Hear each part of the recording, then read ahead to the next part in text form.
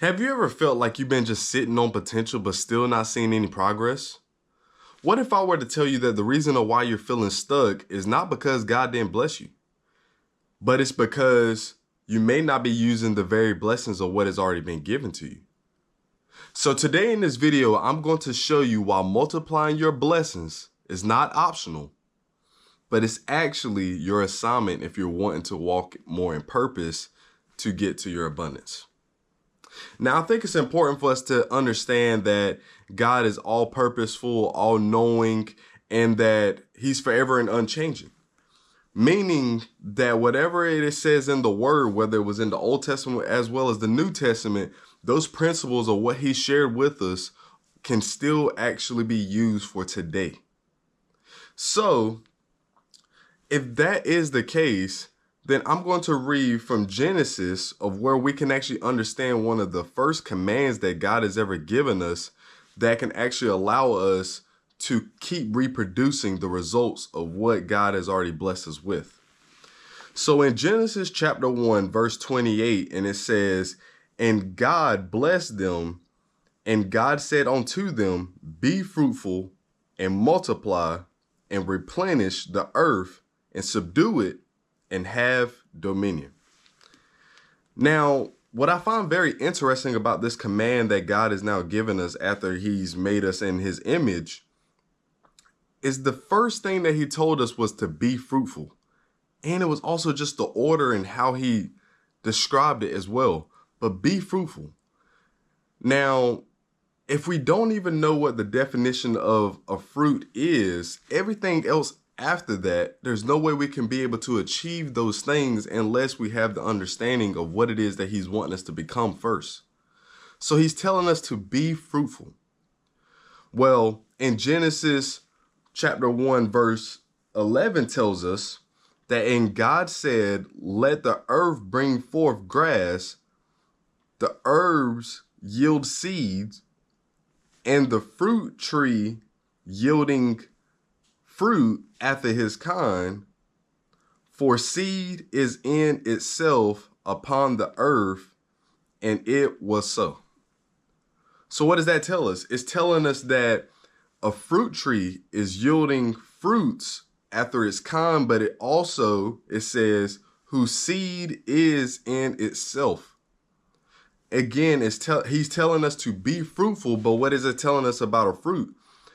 The very thing of what created it, it has a seed that's implanted inside of it already that can keep reproducing.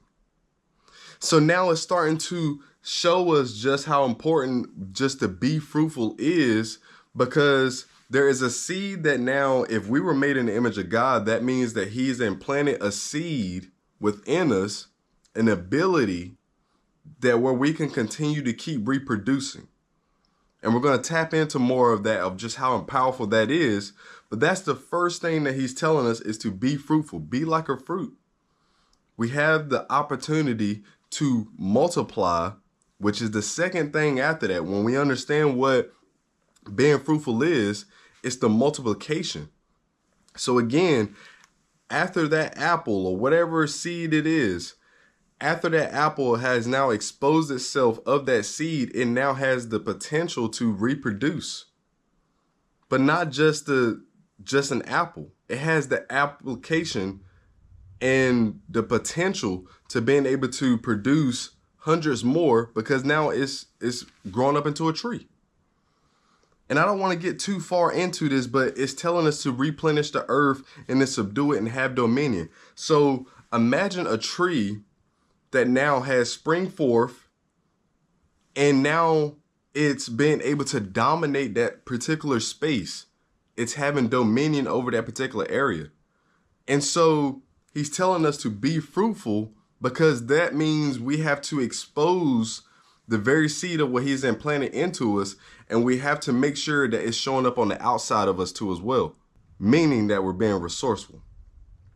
But now this is going to give a little bit more context on why it's so important for us to be resourceful and the blessings and the gifts and everything else that he's already given us, because this is going to allow us to start off with being fruitful first so that we can multiply, subdue the earth, have dominion, all these different things of what he's already instructed us to do from the very beginning. So now in Matthew chapter 25, verse 14, this is going to be the story about the talents. And it says, "For the kingdom of heaven is as a man traveling into a far country, who called his servants and delivered unto them his goods. And unto one he gave 5 talents, to another 2, and to another 1, and to every man according to his several ability, and straightway took his journey. Then he had that had received the 5 talents, went and traded it, and with the same, and made them another 5 talents. And then likewise, he that had received 2, he had also gained 2 other. But he that had received 1 went and dug into the earth and hid his Lord's money." Now, I just want to stop right there just for a second, because I want to really give context on this. What was so important about just this particular scripture verses from 14 all the way down to 16, it tells us that the kingdom of heaven is like a man that is traveling into a far country, but is entrusting his goods to his servants, his trustful servants. But here it is. It tells us the reason of why he's given off these goods, these blessings to his servants, is because he's entrusting to them something, because according to their several abilities, they have the ability to reproduce and make more of the very blessings of what has already been given. So every single one of them have several abilities in order to do so much more with just what they have been all entrusted with. So then it says, and we are now in verse 18, and it says, well, nope, we are in 19, and it says, "After the long time, the Lord of those servants cometh and reckoned with them. And so he that had received 5 talents came and brought other 5 talents, and said, Lord, thou deliverest unto me 5 talents. Behold, I have gained beside them 5 talents more. His Lord said unto him, Well done, thou good and faithful servant. Thou hast been faithful over a few things. I will make thee ruler over many things.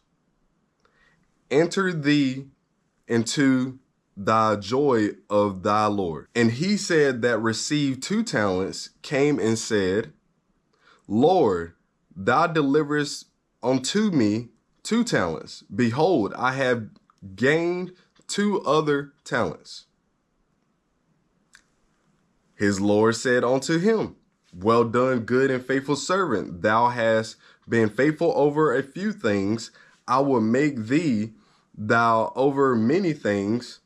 Enter thee into thy joy of thy Lord. Then he that had received 1 talent came and said, Lord, I knew thee that thou art an hard man, reaping where thou hast not sown, and gather where thou hast not scattered. And I was afraid, and went and hid thee talent into earth. Lo, there thou hast that then. His Lord said unto him, Thou wicked and slothful servant, thou knewest that I reap where I haven't sown not, and gathered where I have not scattered. Thou oughtest therefore to have put my money to the exchangers, and then at my coming I shall have received thy own with usury. Take therefore the talent from him, and give it unto him which have 10 talents. For unto everyone that have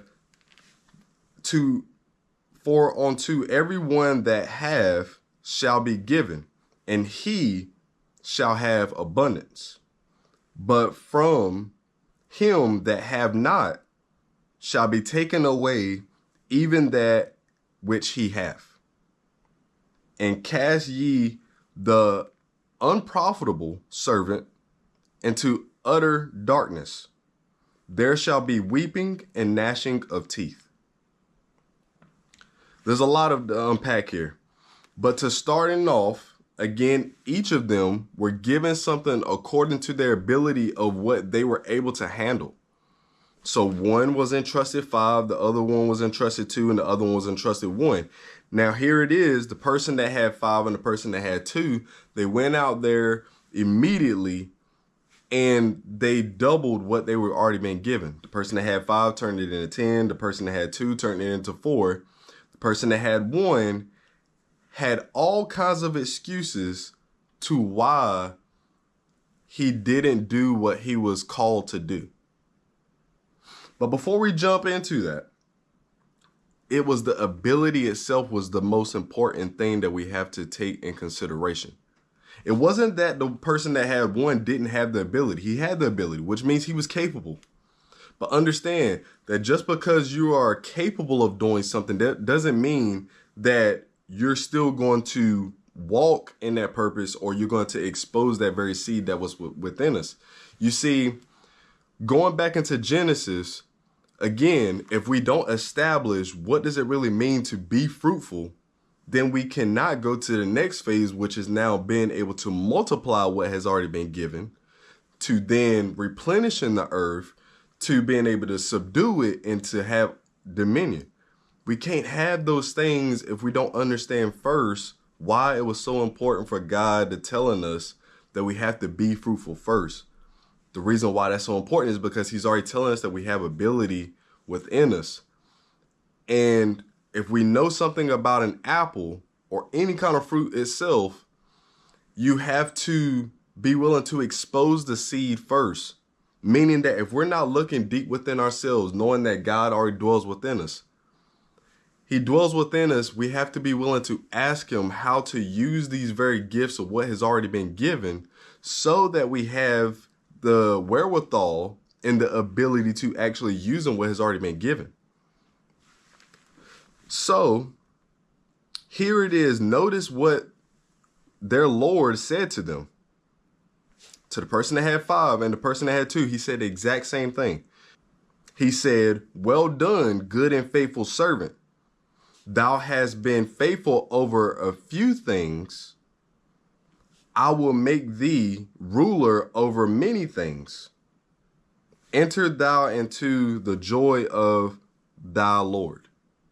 So understand, when you are working your assignment, there are certain things that you may believe that God entrusted you with a lot. I mean, imagine the person that had 5. Now, this was gold too as well. This wasn't like they were just being given play money or whatever the case may be.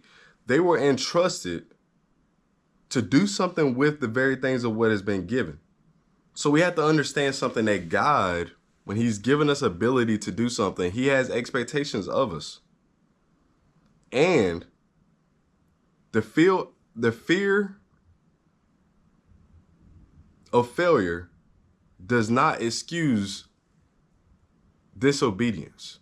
And what I find so fascinating about this story is, you see, God, he's given us the ability to do something about our certain situation that we may be in.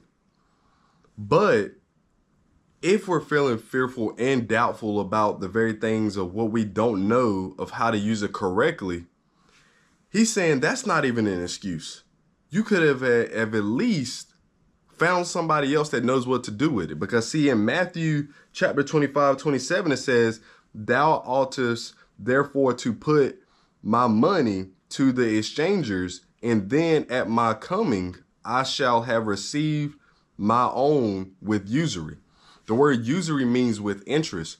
See, God is looking for some level of return based off of your diligence and your willingness to being able to still partake in what it is that he has.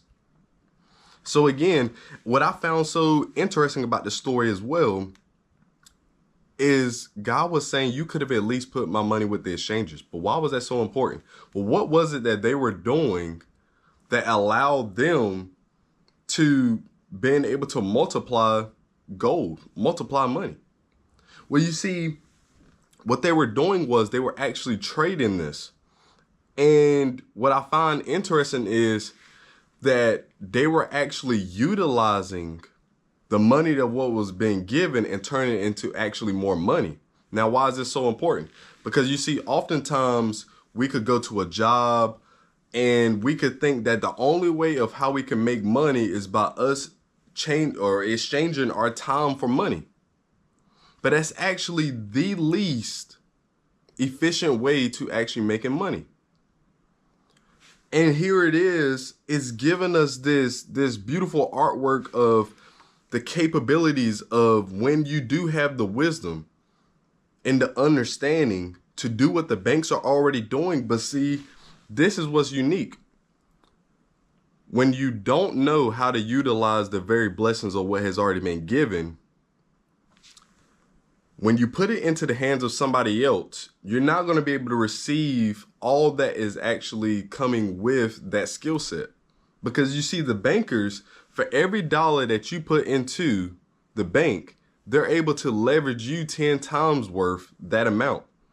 Meaning that here it is, you're giving them an investment. You're giving them your investment, your resources to somebody that knows what to do with it, but you're not giving back all that is being received or being, profitable out of that situation.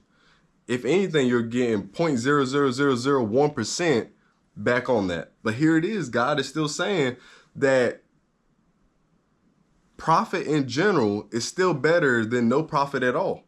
So just do something with the blessings that I've been giving you. Otherwise, as we've seen, that if you're not treating the very blessing of what I have already given you, then even what you have will still be taken away. But not only just taken away, it's going to be given to somebody else that knows what to do with it. Because here it is that once the master seen the excuses that he had and that he chose not to do anything with it, he buried the very blessing, didn't see it as a blessing, almost in a way seen it as a burden, too much to bear. And here it is, the very one talent that he was so afraid to lose, even that got taken away from him, and it got put to somebody that knows what to do with it and was given to the person that had 10. And here it is, he had an opportunity to do multiple different things with it, to still being able to not being called a wicked and slothful servant, but he chose not to. So again, fear of doing it's imperfectly is not an excuse to not doing anything at all. So we got to remember that faithfulness is actually what equals taking action even in your uncomfort. We can see, just even based off of this example alone, that when you feel like you have too little, you hold on to it so tightly because you don't even want what the few things that you think you have to be gone. But understand something. If you're holding on to something so tightly, understand that you're also blocking your blessings from anything else coming in. But then even the thing that you do have in your hand has no more value anymore, because the very thing of what is intended for it to continue to have value is it has to be moving. I want you to think for a second. Why is it that money itself is called currency? I mean, I find it pretty fascinating, but this is the reason of why it's called that for a particular reason. Just for an example, I want you to think about a current. The reason why electricity is called a current is because that is it being that flow. In order for you to have electricity in your home, there has to be a flow of that electricity going from one terminal to the next. There has to be a flow, a continuous flow in order for it to produce and generate power. Well, the same thing when it comes down to money. The reason why it's called currency is because in order for it to have the same value, or if not increase, it's because it needs to be at a constant flow, meaning it has to be used in some way that allows it to be more valuable than what it was when it's just sitting there. So this is why we have to understand something. And I love how Myron shares this with us. We should stop looking at money as a pool to be viewed and start looking at it as a tool to be used.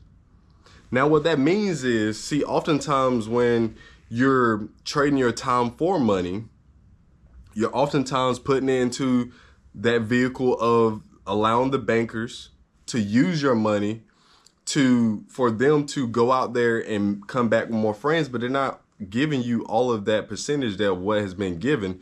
They're only giving you 0.00001%, as we discussed. But what's happening is, see, there's an inlet, but there's no outlet. And so what's happening is, as we know that the value of the dollar is always depreciating, even as we speak.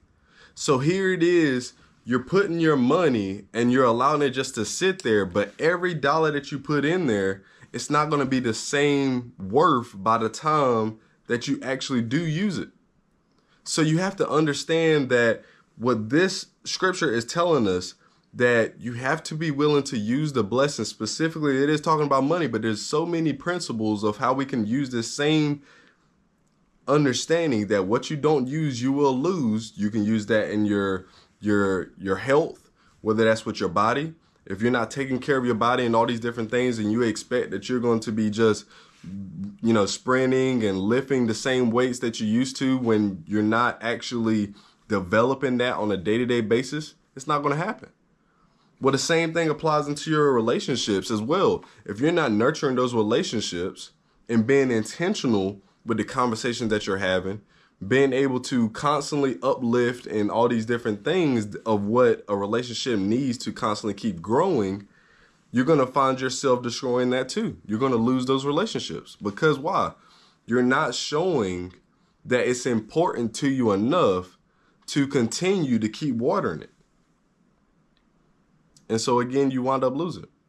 And so again, yes, this is talking about money, but you can apply this into every aspect of your life, of where you feeling like you're not being or even seeing the abundance of what you could be experiencing. So what we have to understand as entrepreneurs is, in order for us to be fruitful and to be able to multiply the very blessings of what has been given, it does take risk. Because you see, here it is, if we still again thinking about an apple, that seed that now you have from exposing it to it, you have to now be willing to drop your investment into an area where it does have the actual potential to grow. But at the same time, because you were understanding that you have to release it from your hands in order for it to actually grow, a seed is not going to grow just staying in your hands. It needs to be in an environment that has the potential to being able to grow it. So the same thing with your money. You have to put it in an environment that allows it to have the potential to grow. And it was so amazing, because here it was that my dad used to always talk about this story, and I was wondering why I felt so compelled to this story. And when I read it for the first time for myself, I was like, what in the world? This is everything I was wanting to know. But again, this is something that you could do yourself. You can learn these skill sets. You can learn how to multiply your money. You can learn what to do with the $1 and turn it into $2, as they have been doing, right? Even on a bigger scale. But being able to know that that's possible, it allows you to being able to be more resourceful with the things of what has already been given. So now you can start making more decisions, not just based off of, an hourly pay or whatever the case may be. You're not limited to that no more, because now the money that is coming in, you know how to multiply that into more. So again, it's just what we're talking about is how to be more resourceful with the blessing that has already been given. Going back into the very seed of when you're putting it into an environment for it to grow. Notice how when it grows up and it reaps a harvest, this allows everybody else around you to being able to see that you know a tree by its fruits. And so here it is, these same fruits that you are now bearing into your life because you're allowing God to. So the last thing that I want to share with you is the actual consequences when we're not being fruitful. We can't multiply, but what are the consequences of that? In Matthew chapter 25, verse 29, it says, for unto every one that have shall be given, and he shall have abundance. But from him that have not shall be taken away, even which he have.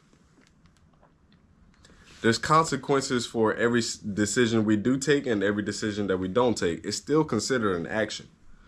And so these are the consequences that when we're not using the very things and we're not showing our resourcefulness of being able to be fruitful and multiply, the consequences is the very life that you do have, you're gonna feel empty in the inside, but that is also gonna get taken away. So the main point that we gotta understand is God is commanding us to grow and to multiply every blessing He entrusts us with, whether it's in our money, whether it's in gifts, whether it's the influence, even with our time. But what is not acceptable is the fear or the excuses or even the complacency that we may have, because that itself is going to lead to loss. So if we're not willing to use the very blessings of what has been given, we will lose. So if this video has blessed you in any kind of way, be sure to like, comment, share, subscribe, and let me know what your thoughts is on this. And I want you to tag a specific area in your life where you may have been not as resourceful in being like a fruit, but how you're planning on attacking this and actually changing that so that you actually do see the abundance in that specific area. But like always, God bless.